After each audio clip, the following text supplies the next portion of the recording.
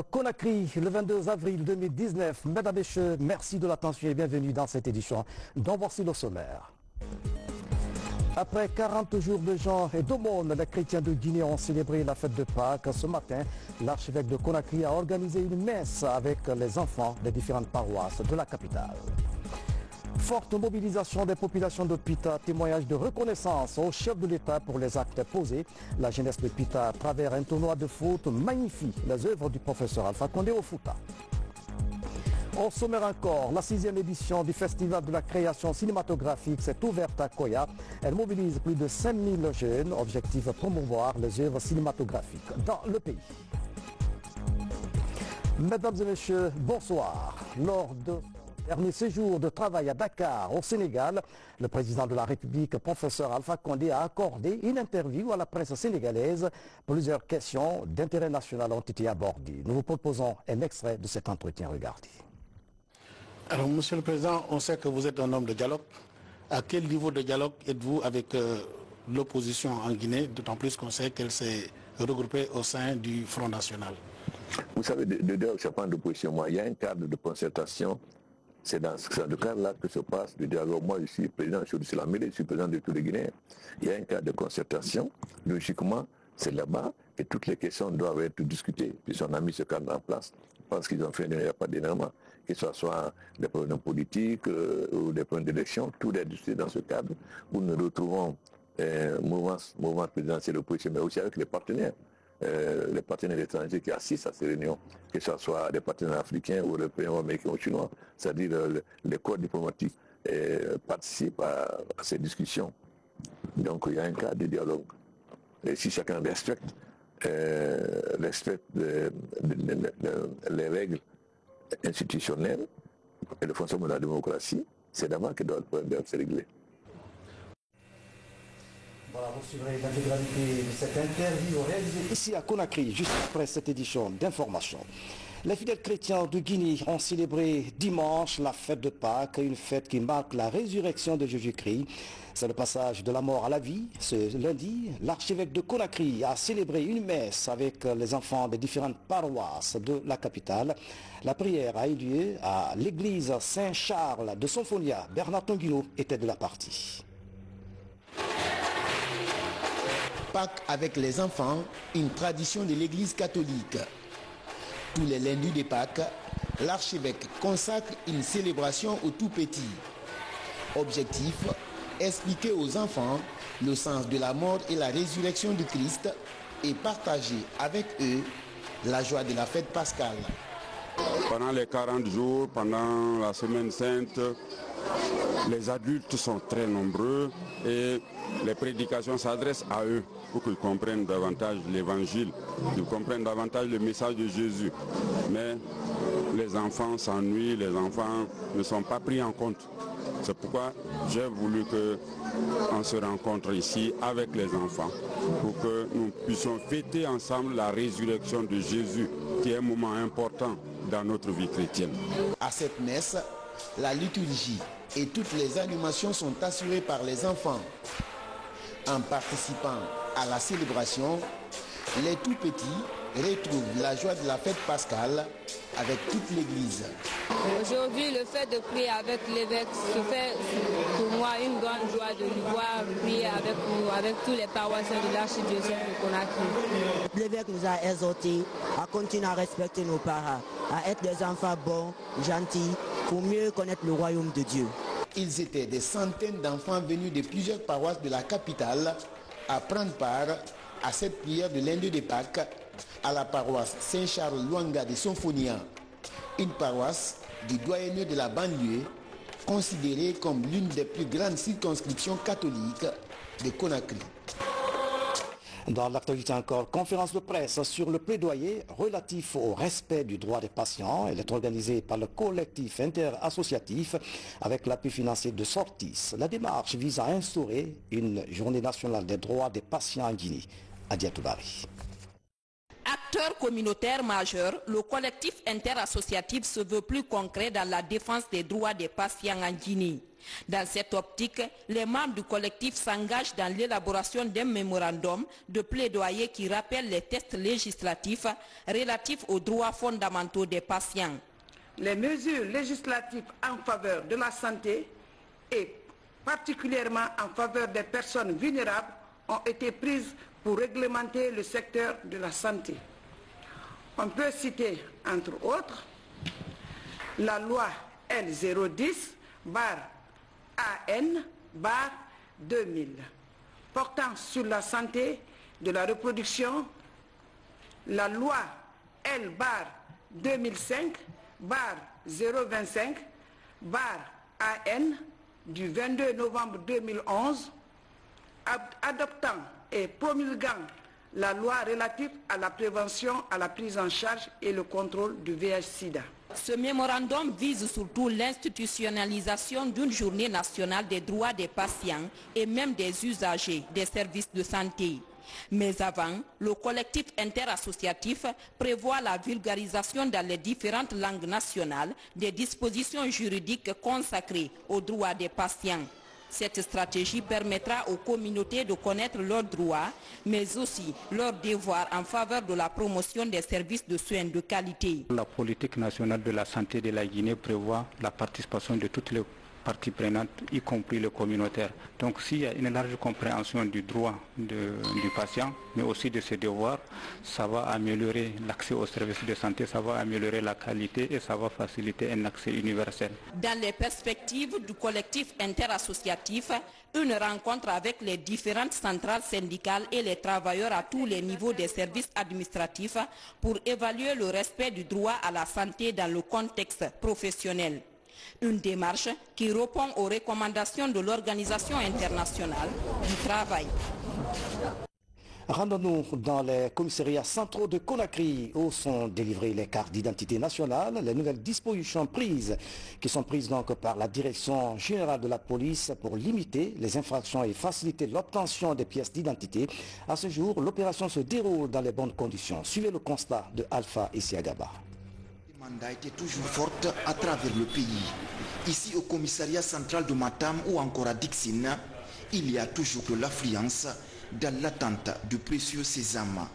Mohamed Kondé vient de finir sa procédure.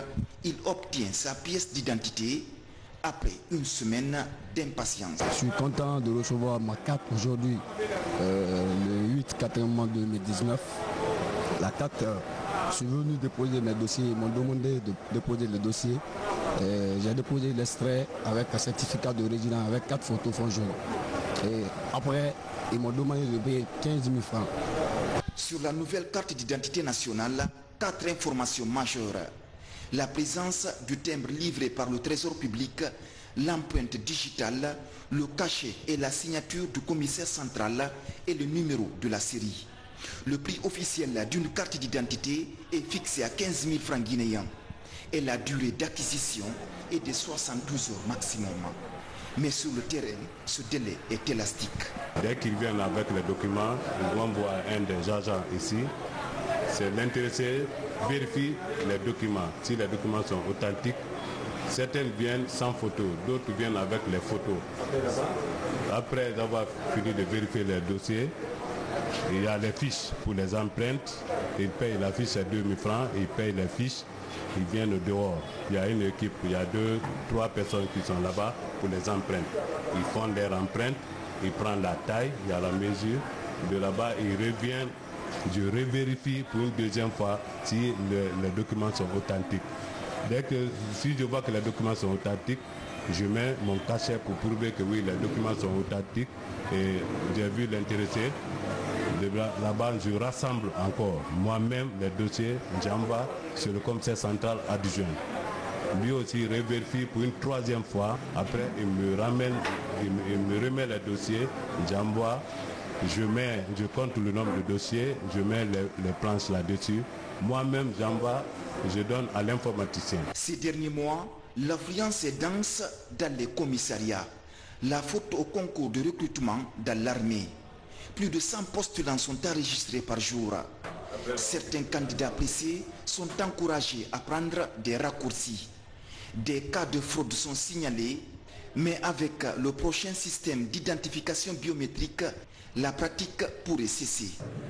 Des faussaires, des fraudeurs, des gens qui font des faux documents pour des citoyens qui n'ont pas la connaissance de la véracité des documents. En voilà un cas d'exemple. Ça, c'est une carte d'identité qui est fausse. Parce que la planche qui est là ne fait pas partie des rubriques des planches officielles données par Sabari. La carte d'identité biométrique, en tout cas, serait la mieux venue parce qu'elle serait mieux sécurisée.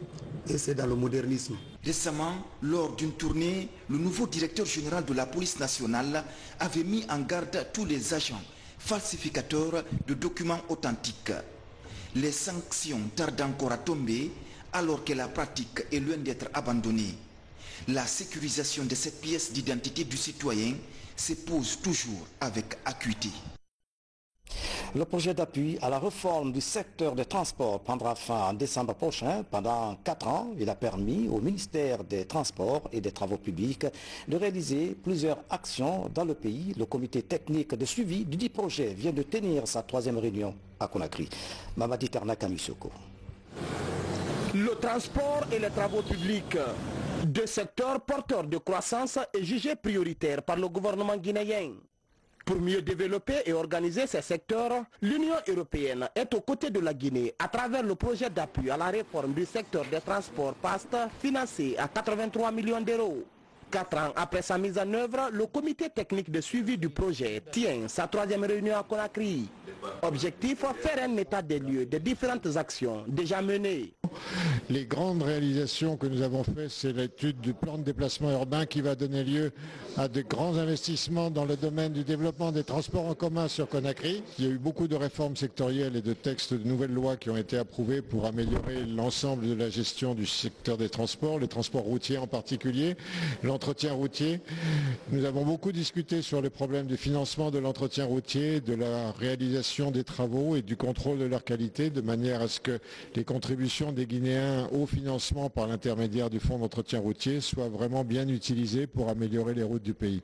Outre l'appui institutionnel, PAST a permis à notre pays d'obtenir le financement pour la construction de la route Kissidougou-Kondembadou, la rédaction d'un code de la route, la lutte contre la surcharge des gros porteurs et l'amélioration de la sécurité routière.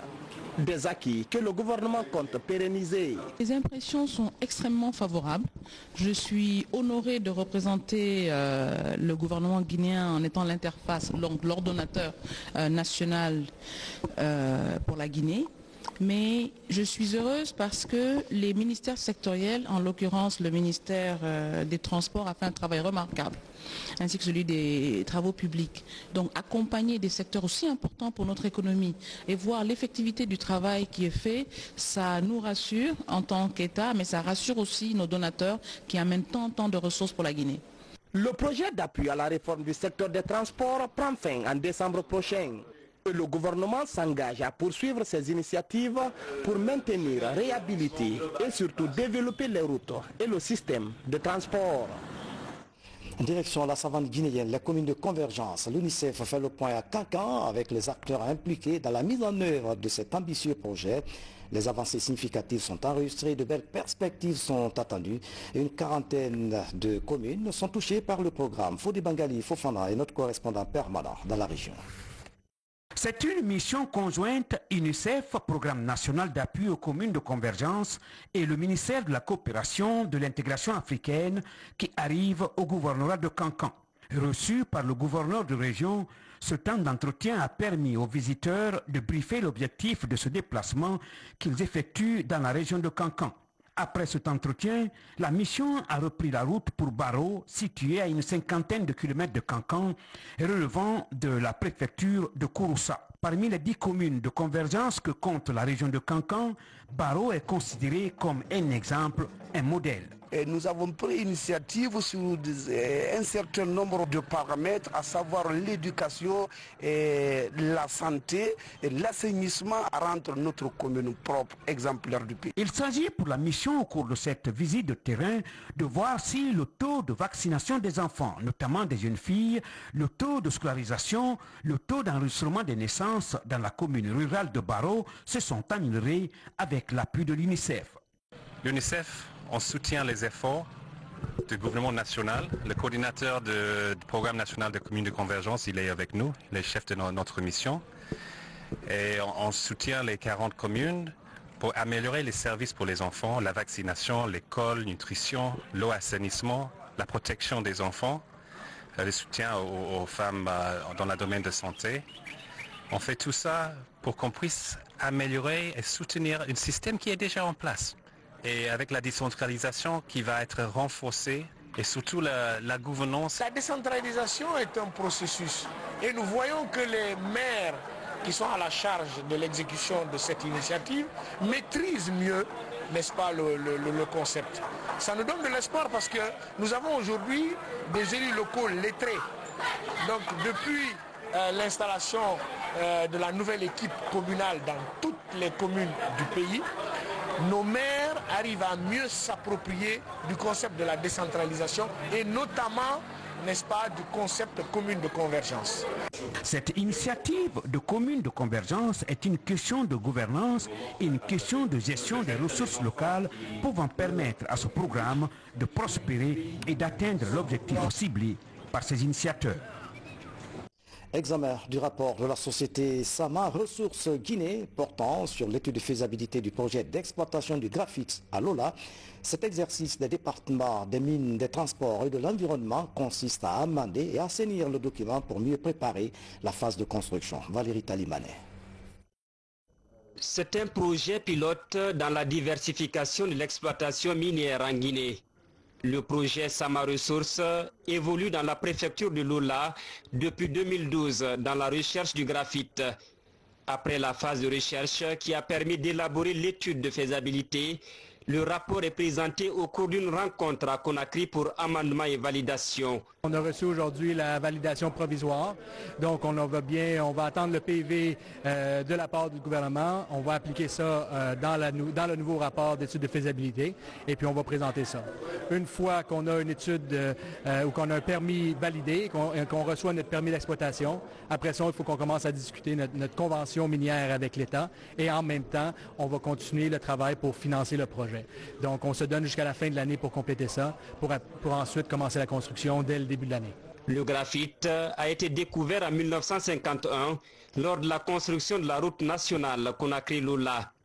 Aujourd'hui, avec ce potentiel prisé par les manufacturiers pour la fabrication des batteries d'automobiles et des énergies renouvelables, la Guinée se positionne dans la valorisation des substances du futur pour quitter la biproduction basée essentiellement sur l'or et la bauxite. Le graphite, oui, c'est une substance très spécifique qui rentre dans la haute technologie. Ce sont des minerais du futur. Et voir un projet qui n'est pas de bauxite, qui n'est pas d'or, qui n'est pas de diamant, mais qui est de graphite, une substance qui n'est pas connue en Guinée, mais qui est sous le sol, et dont on réussit aujourd'hui à en avoir un projet d'étude de faisabilité qui est présenté aujourd'hui. C'est un plaisir que nous partageons avec tout le monde et nous espérons que cela va aller crescendo, c'est-à-dire qu'on aura beaucoup d'autres projets comme cela, et de lithium ou d'autres projets, parce que le sous-sol guinéen, comme on dit, c'est un scandale géologique, mais ce scandale, pour qu'il soit un véritable scandale économique, il faut qu'on aille vers la transformation. La compagnie minière canadienne Sama Resources opère sur une superficie de 380 km². Dans sa phase d'exploitation, une production de 50 000 tonnes de paillettes du minerai par an est attendue. D'ici là, la société explore le marché mondial du graphite, notamment en Chine, au Brésil et en Inde. Je vous le disais en titre, forte mobilisation de la jeunesse de Pita pour témoigner de sa reconnaissance aux actions du chef de l'État, professeur Alpha Condé. À travers un tournoi de foot, les populations de Pita ont magnifié les œuvres du président de la République en faveur de la préfecture. Voici le reportage de Fatima Diallo. Sous le patronyme Reconnaissance du Fouta au président de la République, Pita vit une mobilisation sans précédent depuis le 6 avril. Aujourd'hui, pour annoncer les couleurs de la clôture de ce rendez-vous sportif et culturel, un carnaval géant est parti de la Maison des Jeunes au stade municipal de la préfecture. L'événement est organisé par le ministre de la Jeunesse et de l'Emploi des Jeunes en collaboration avec les jeunes actifs pour le changement, Jacques 518. Ensemble, disons merci au président professeur Alpha Condé. Nous lançons un appel vibrant à l'endroit de tout le peuple de Guinée, plus précisément aux jeunes et aux femmes, à croire et à adhérer aux actions courageuses et radieuses posées par le président professeur Alpha Condé. Cette compétition a permis de rassembler les fils ressortissants et résidents de Pita autour du cuiron. Elle a permis de réveiller le sport roi dans cette préfecture située en plein cœur du Fouta. Nous avons justement démontré que les Guinéens, les populations du Fouta en particulier, justement, aiment le football, aiment le sport avec ses valeurs. Mais je précise que ce n'est pas seulement que le football, c'est un événement sportif et culturel.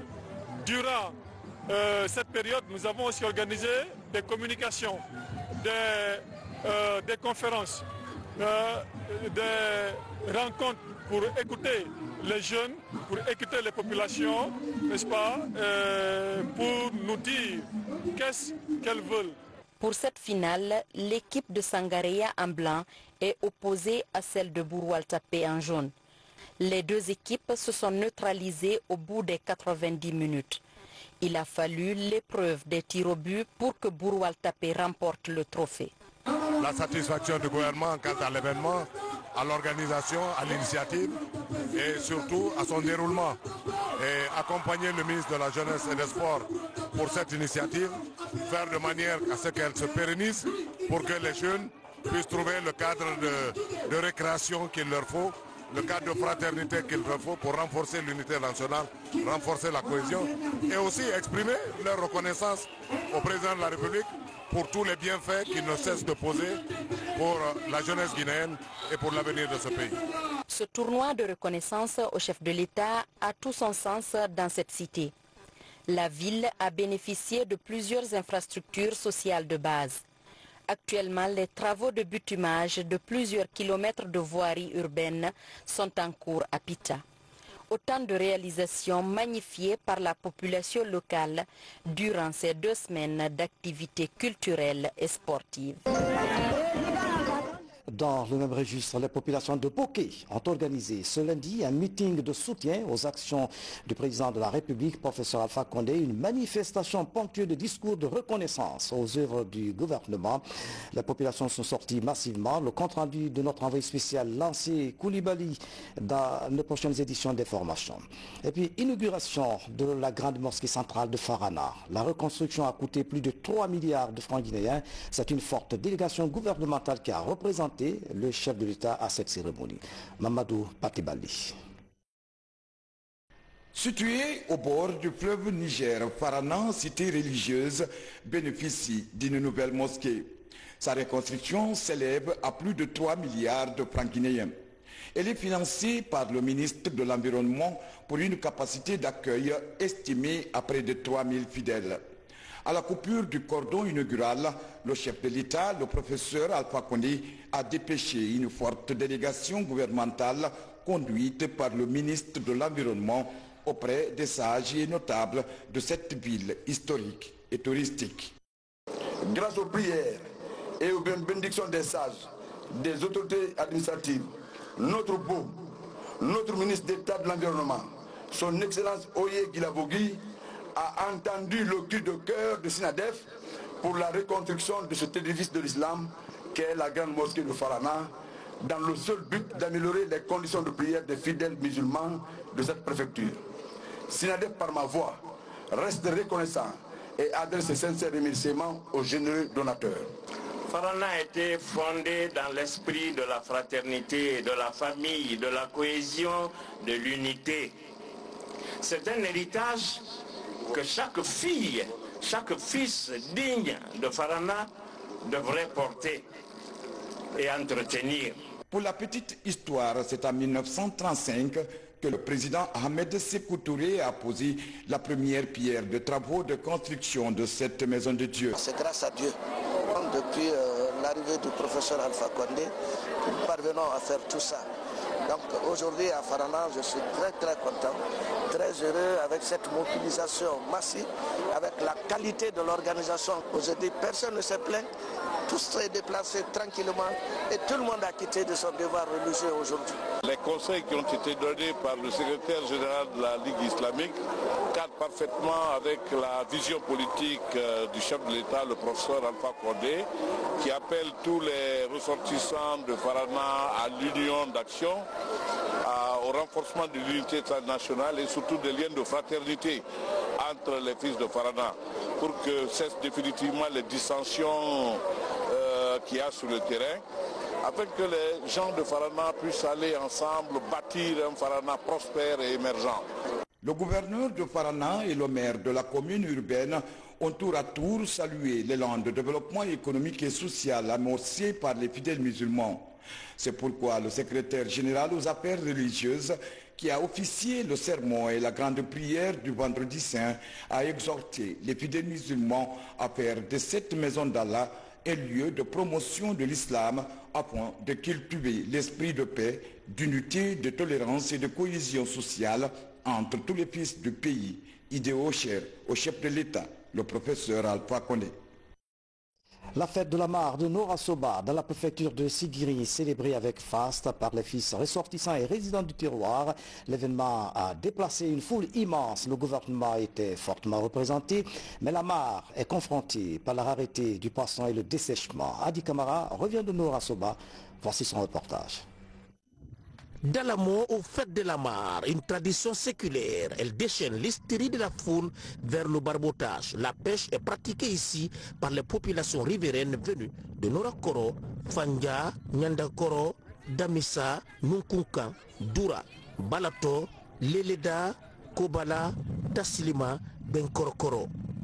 Nous entendons maintenant promouvoir le développement de notre contrée et cela c'est parce que tout simplement le professeur président de la République Condé nous a soutenus.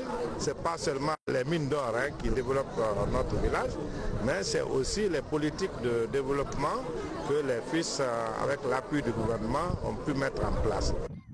Cet événement donne de la vitalité à la culture de Kolonkalan. Ici, la pêche est pratiquée une fois dans l'année et l'autorisation est toujours donnée par les sages de Norakoro, dépositaires des secrets de cette mare.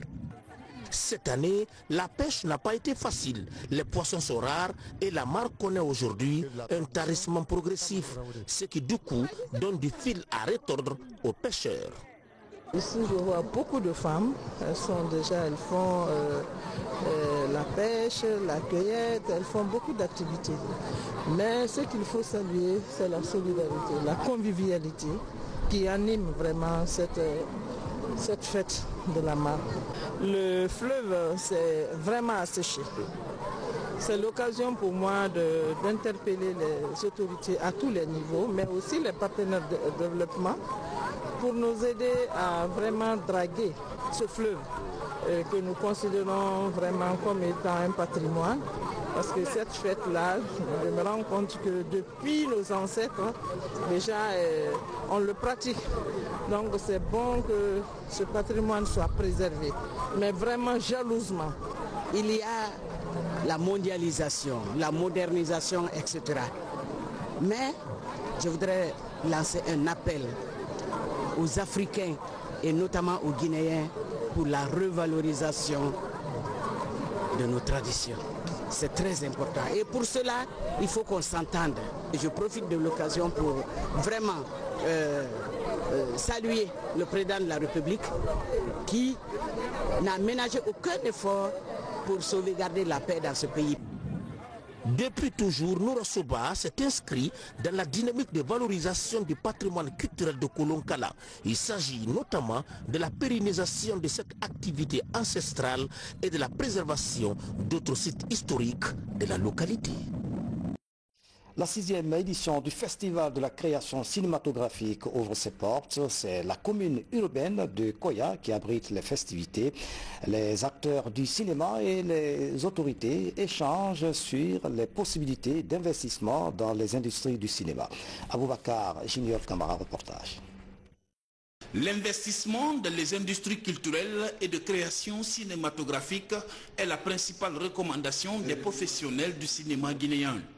Cette 6e édition de la FESIG développe des thématiques comme le plurilinguisme dans le cinéma francophone d'Afrique et le panel sur l'apport de l'audiovisuel, la musique et le théâtre dans l'économie des pays en voie de développement. Ce festival va faire la promotion du potentiel humain, touristique et artistique, surtout industriel. À ce niveau, ils sont en train de mettre toute une politique en place, une stratégie pour que les autres sociétés qui évoluent dans le domaine puissent venir sur le festival. Le cinéma, c'est une industrie et que produire les films, ça ne suffit pas. Il faut les distribuer. Il faut que les films soient vus dans d'autres zones hors de sa production. Et pour cela, il faut utiliser des techniques soit de doublage, soit de sous-titrage. Les organisateurs du Festival de la création cinématographique de Guinée peuvent compter sur l'appui institutionnel du département de la culture, des sports et du patrimoine historique, ainsi que la coopération française. Tenir un festival pendant 6 ans, malgré les difficultés, est un mérite. Mais c'est aussi une prise de conscience de la part des cinéastes eux-mêmes à promouvoir leur secteur. Cet espace de promotion et de diffusion qu'est le FESIG reste pour nous une démarche à soutenir et à encourager conformément à nos prérogatives. Nous avons décidé d'accompagner l'opération, je vous le dis, financièrement, en finançant notamment cette journée pour le plurilinguisme et puis des aspects organisationnels. Des conférences débats sur l'immigration clandestine, des compétitions de courts-métrages, des projections de films guinéens et des visites touristiques sont entre autres activités de cette 6e édition de la FESIG. L'objectif est d'amener les investisseurs à mettre de l'argent dans les industries de création cinématographique pour l'employabilité des jeunes. Voilà, nous revenons à Boké, où les populations de Boké se sont fortement mobilisées. Ils ont organisé un meeting de soutien aux actions du chef de l'État, professeur Alpha Condé, et une manifestation ponctuée de discours de reconnaissance aux œuvres du gouvernement. Nous allons dans un instant donc suivre le reportage de Lancy Koulibaly, notre envoyé spécial.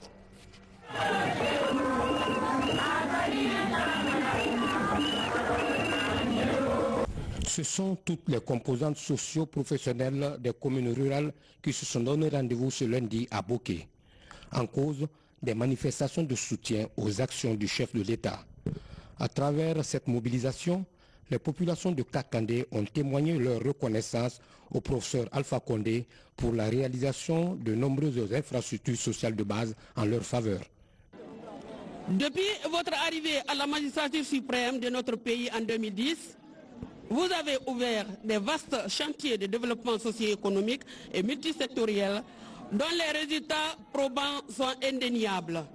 Il s'agit à titre indicatif la réalisation d'importantes infrastructures énergétiques, hôtelières, routières, scolaires, sanitaires et tant d'autres.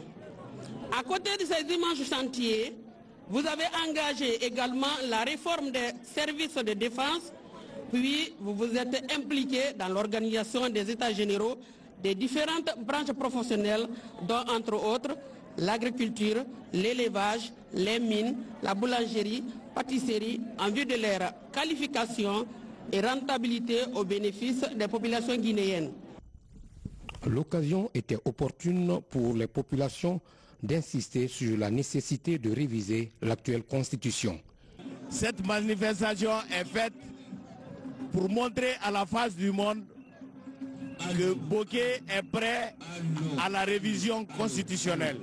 L'ancienne constitution ou la loi qui a été faite par la CNT, c'est une loi qui a été prise par les militaires. Donc, si aujourd'hui, on nous propose que le peuple même se détermine, vraiment, vous avez vu l'affluence avec laquelle vous avez été reçus. Moi, je ne fais que me réjouir. Ce qu'on a vu, on est d'accord pour le changement de constitution.